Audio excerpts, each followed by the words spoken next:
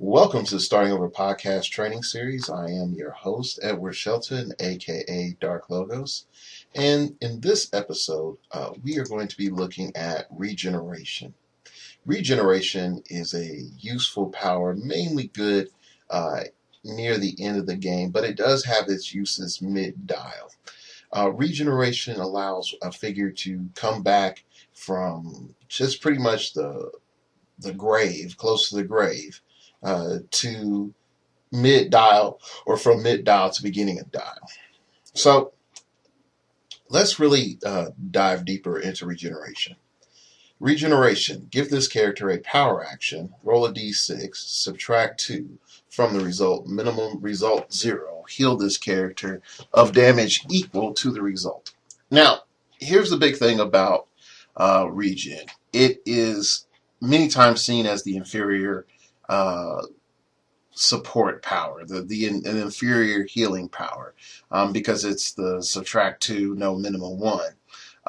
But the thing that we have to look at about regeneration is it allows us at times to get back into the game. And the cool thing is that it can be, the roll for regeneration can be probbed. So that does have its advantages as well. So why are we picking regeneration? If you have a figure that is 7 or more clicks, regeneration is your friend.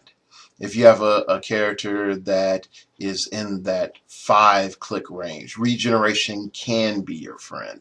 If you have a figure that has a really short dial, like 3 clicks because they're an AE, regeneration is a gamble. So there's a bunch of different elements that we can pull from that. The biggest combination I feel that regeneration needs to be paired with is really you need to have probability control. If you don't have probability control, then Indomitable. Indomitable would be number 2, which is pretty much willpower. Another power that really I feel benefits while you have regeneration is perplex. And it's not just, perplex for perplex sake, but because you have perplex, you have the ability to up your defense. Because usually most of the time when you have regeneration, you're at your lowest defense for the entire game. Now, I will also say this. You don't want it on the same click, but you really like it a click after, a click or 2 before or after regeneration is steal energy. That is just awesome. It allows you to do so much with trying to get back to the top of your dial. Now, the nuance with regeneration is this. If you have a character that has regeneration, you can really pair that character up with a mastermind figure. You can put that figure into the front line knowing that they're going to have in-dial regeneration. You also can take some more risk, not a lot more, but you can take some more risk with that character. Their survivability overall, if you've done your job right, can be very high. Now, if you've done your job wrong, then yeah, regeneration is almost like giving your opponent free points. Being mindful that you have regeneration, you need to know when to push to regen. I know that seems like a completely foolish idea, but there are times where it is better for you to take that one pushing damage and probably net 1 click of life than it is for you to just sit there and clear and then get obliterated. Okay, sometimes that one push to regen can save your entire game. So don't be afraid to push.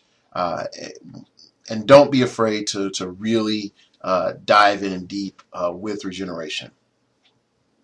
Now, regeneration in a practice training regimen is a tougher power because its main use is in dial.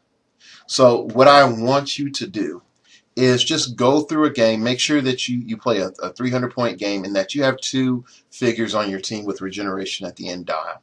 And then see how can you manage using regeneration? Did it become a factor? If it did become a factor, write down your notes. Okay.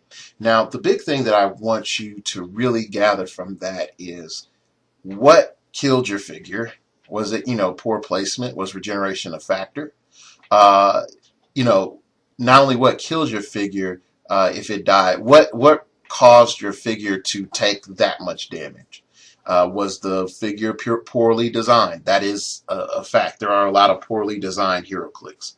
Was the figure good for the situation, but overall it needed something else? Okay, so ask yourself what would have helped you keep that figure alive in the game. And then lastly, just try to figure out, hey, if regeneration did something good, how did that sway the tempo of the game? We must remember tempo. If we control tempo, then we have an advantage. Okay, if our opponent controls tempo, then we have a problem. Okay, so that's pretty much for regeneration. I know this is a lot shorter analysis, and I look forward to speaking to you in the next episode.